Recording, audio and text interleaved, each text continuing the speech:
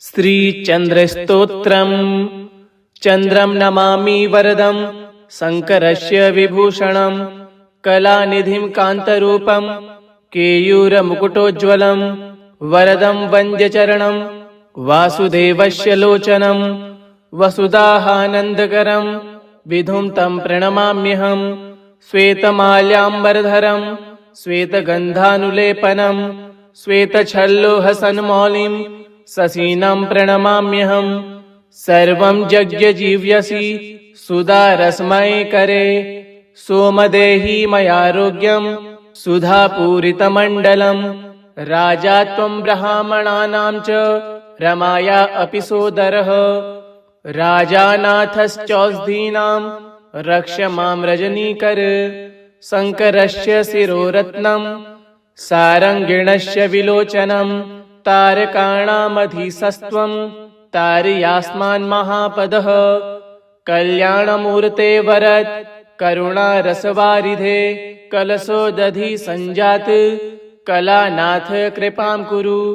क्षीरार्णौ समुद्भूतं चिन्तामणि सहोद्भवः, कामितार्थान् प्रदेहि त्वं कल्पद्रुम सहोदर। श्वेतांबर श्वेतविभूषणाढ्यो गदाधर श्वेतरुचिरदिबाहु, चन्द्रः सुधात्मा वरदः किरीटी, श्रेयांसि मद्यं प्रदातु देवः।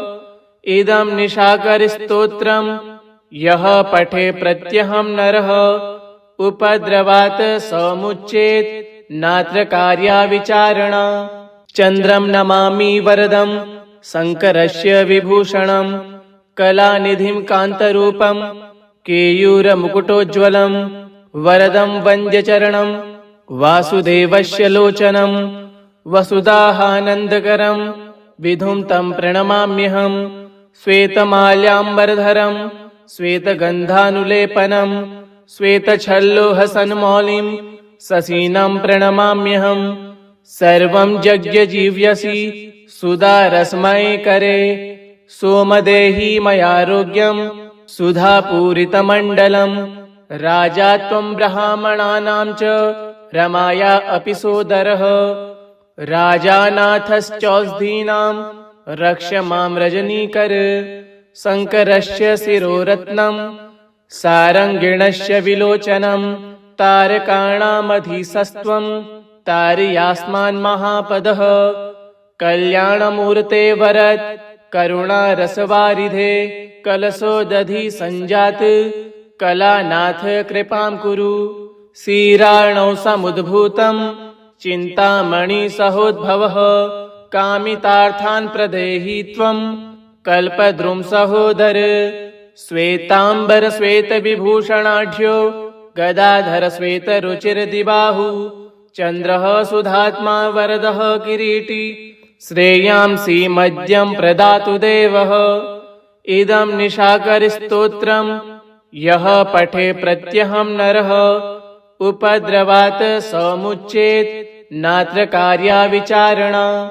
चन्द्रं नमामि वरदं शङ्करस्य विभूषणं, कलानिधिं कान्तरूपं केयूरमुकुटोज्ज्वलं, वरदं वन्द्यचरणं वासुदेवस्य लोचनं, वसुधाहानन्दकरं विधुं तं प्रणमाम्यहं। श्वेतमाल्याम्बरधरं श्वेतगन्धानुलेपनं, श्वेतच्छल्लोहसन्मौलिं शशीनं प्रणमाम्यहं। सर्वं यज्ञजीव्यसि सुधारसमयकरे, सोमदेहि मयारोग्यं सुधापूरितमण्डलं। राजा त्वं ब्राह्मणानां च रमाया अपि सोदरः, राजानाथश्चौषधीनां रक्ष मां रजनीकर। शङ्करस्य शिरोरत्नं सारङ्गिणस्य विलोचनं, तारकाणामधीशस्त्वं तारयास्मान्महापदः। कल्याणमूर्ते वरद करुणारसवारिधे, कलशोदधि सञ्जात कलानाथ कृपां कुरु। क्षीरार्णौ समुद्भूतं चिन्तामणि सहोद्भवः, कामितार्थान् प्रदेहि त्वं कल्पद्रुम सहोदर। श्वेतांबर श्वेतविभूषणाढ्यो गदाधर श्वेतरुचिर्दिबाहु चन्द्रः सुधात्मा वरदः किरीटी श्रेयांसि मद्यं प्रदातु देवः इदं निशाकरस्तोत्रम् यः पठे प्रत्यहं नरः उपद्रवात् समुच्येत् नात्र कार्या विचारणा। चन्द्रं नमामि वरदं शङ्करस्य विभूषणं कलानिधिं कान्तरूपं केयूरमुकुटोज्ज्वलं वरदं वन्द्यचरणं वासुदेवस्य लोचनं वसुदाहानन्दकरं विधुं तं प्रणमाम्यहं श्वेतमाल्याम्बरधरं श्वेतगन्धानुलेपनं श्वेतच्छल्लोहसन्मौलिं शशीनं प्रणमाम्यहं सर्वं यज्ञजीव्यसि सुधारसमयकरे सोमदेहि मयारोग्यं सुधापूरितमण्डलं राजा त्वं ब्राह्मणानां च रमाया अपि सोदरः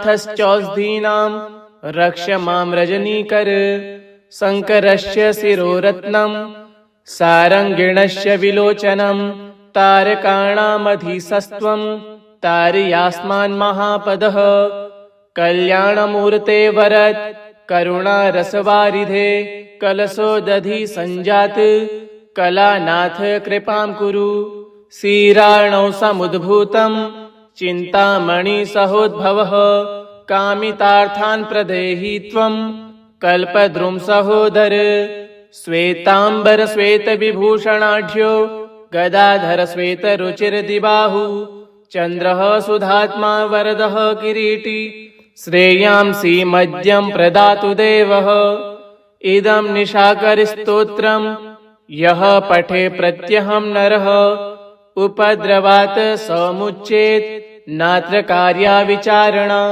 चन्द्रं नमामि वरदं शङ्करस्य विभूषणं कलानिधिं कान्तरूपं केयूरमुकुटोज्ज्वलं वरदं वन्द्यचरणं वासुदेवस्य लोचनं वसुदाहानन्दकरं विधुं तं प्रणमाम्यहं श्वेतमाल्याम्बरधरं श्वेतगन्धानुलेपनं श्वेतच्छल्लोहसन्मौलिं शशीनं प्रणमाम्यहं सर्वं यज्ञजीव्यसि सुधारसमयकरे सोमदेहि मयारोग्यं सुधापूरितमण्डलं राजा त्वं ब्राह्मणानां च रमाया अपि सोदरः राजानाथश्चौषधीनां रक्ष मां रजनीकर शङ्करस्य शिरोरत्नं सारङ्गिणस्य विलोचनं तारकाणामधीशस्त्वं तारयास्मान् महापदः कल्याणमूर्ते वरद करुणारसवारिधे कलशोदधि सञ्जात कलानाथ कृपां कुरु क्षीरार्णौ समुद्भूतं चिन्तामणि सहोद्भवः कामितार्थान् प्रदेहि त्वं कल्पद्रुम सहोदर श्वेतांबर श्वेतविभूषणाढ्यो गदाधर श्वेतरुचिर्दिबाहु चन्द्रः सुधात्मा वरदः किरीटी श्रेयांसि मद्यं प्रदातु देवः इदं निशाकरस्तोत्रम् यः पठे प्रत्यहं नरः उपद्रवात् समुच्येत् नात्र कार्या विचारणा। चन्द्रं नमामि वरदं शङ्करस्य विभूषणं कलानिधिं कान्तरूपं केयूरमुकुटोज्ज्वलं वरदं वन्द्यचरणं वासुदेवस्य लोचनं वसुदाहानन्दकरं विधुं तं प्रणमाम्यहं श्वेतमाल्याम्बरधरं श्वेतगन्धानुलेपनं श्वेतच्छल्लोहसन्मौलिं शशीनं प्रणमाम्यहं सर्वं यज्ञजीव्यसि सुधारसमयकरे सोमदेहि मयारोग्यं सुधापूरितमण्डलं राजा त्वं ब्राह्मणानां च रमाया अपि सोदरः राजानाथश्चौषधीनां रक्ष मां रजनीकर शङ्करस्य शिरोरत्नं सारङ्गिणस्य विलोचनं तारकाणामधीशस्त्वं तारयास्मान् महापदः कल्याणमूर्ते वरद करुणारसवारिधे कलशोदधि सञ्जात कलानाथ कृपां कुरु क्षीरार्णौ समुद्भूतं चिन्तामणि सहोद्भवः कामितार्थान् प्रदेहि त्वं कल्पद्रुम सहोदर श्वेतांबर श्वेत विभूषणाढ्यो गदाधर श्वेत रुचिर्दिबाहु चन्द्रः सुधात्मा वरदः किरीटी श्रेयांसि मद्यं प्रदातु देवः इदं निशाकरस्तोत्रं यः पठे प्रत्यहं नरः उपद्रवात् समुच्येत् नात्र कार्या विचारणा।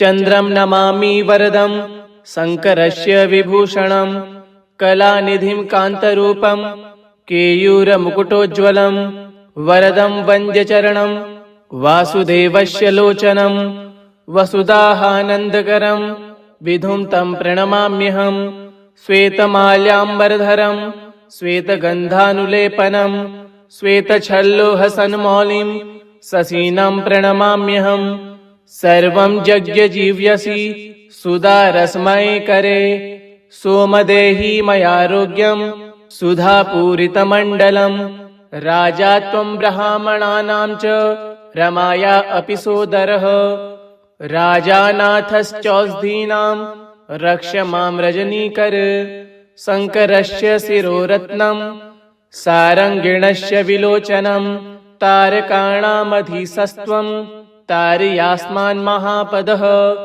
कल्याणमूर्ते वरद करुणारसवारिधे कलशोदधि सञ्जात कलानाथ कृपां कुरु क्षीरार्णौ समुद्भूतं चिन्तामणि सहोद्भवः कामितार्थान् प्रदेहि त्वं कल्पद्रुम सहोदर श्वेतांबर श्वेत विभूषणाढ्यो गदाधर श्वेत रुचिर्दिबाहु चन्द्रः सुधात्मा वरदः किरीटी श्रेयांसि मद्यं प्रदातु देवः इदं निशाकरस्तोत्रं यः पठे प्रत्यहं नरः उपद्रवात् समुच्येत् नात्र कार्या विचारणा।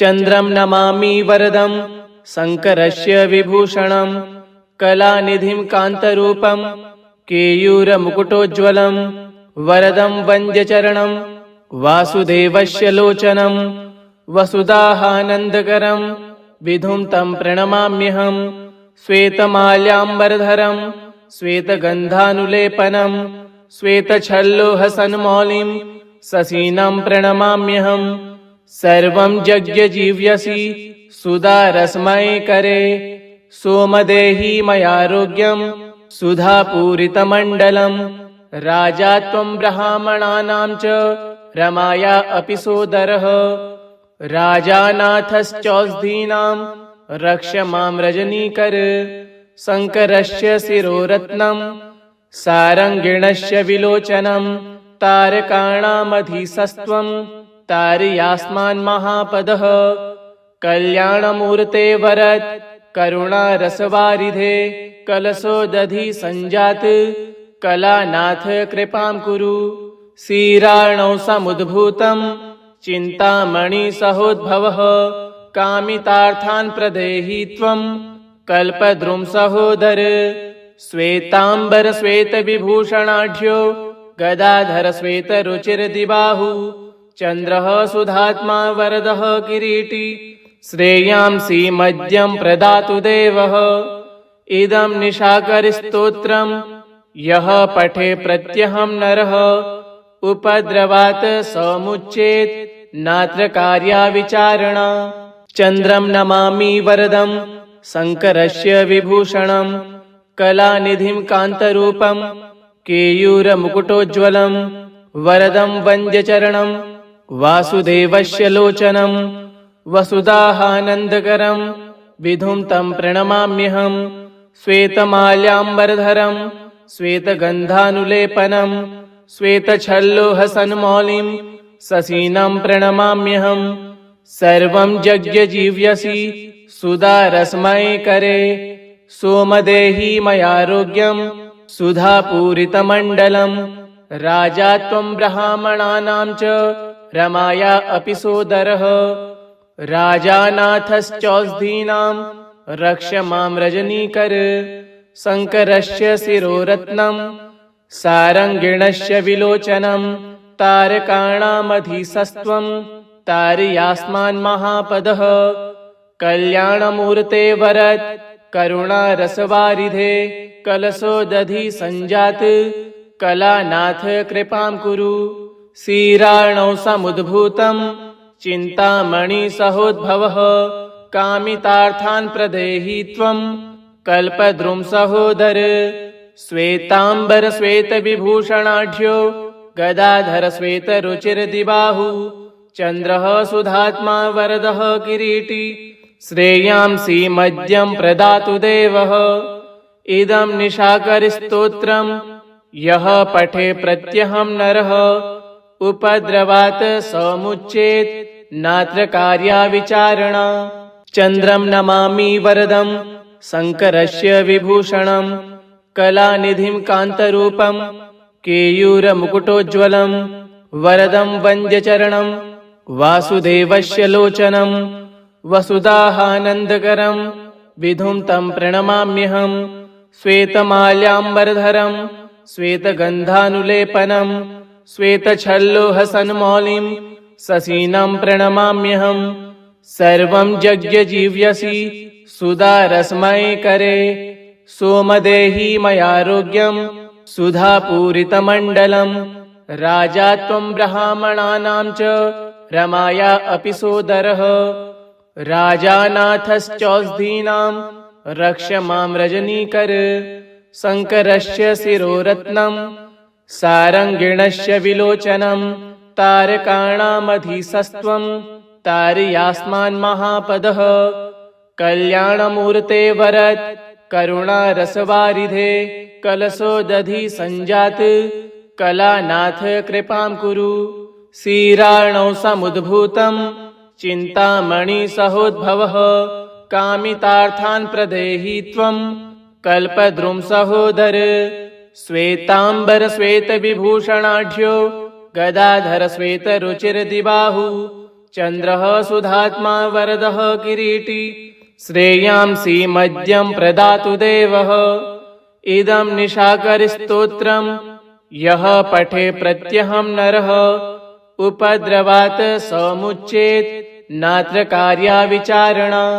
चन्द्रं नमामि वरदं शङ्करस्य विभूषणं कलानिधिं कान्तरूपं केयूरमुकुटोज्ज्वलं वरदं वन्द्यचरणं वासुदेवस्य लोचनं वसुधाहानन्दकरं विधुं तं प्रणमाम्यहं। श्वेतमाल्याम्बरधरं श्वेतगन्धानुलेपनं श्वेतच्छल्लोहसन्मौलिं शशीनं प्रणमाम्यहं। सर्वं यज्ञजीव्यसि सुधारसमयकरे सोमदेहि मयारोग्यं सुधापूरितमण्डलं। राजा त्वं ब्राह्मणानां च रमाया अपि सोदरः। राजानाथश्चौषधीनां रक्ष मां रजनीकर। शङ्करस्य शिरोरत्नं सारङ्गिणस्य विलोचनं तारकाणामधीशस्त्वं तारयास्मान्महापदः।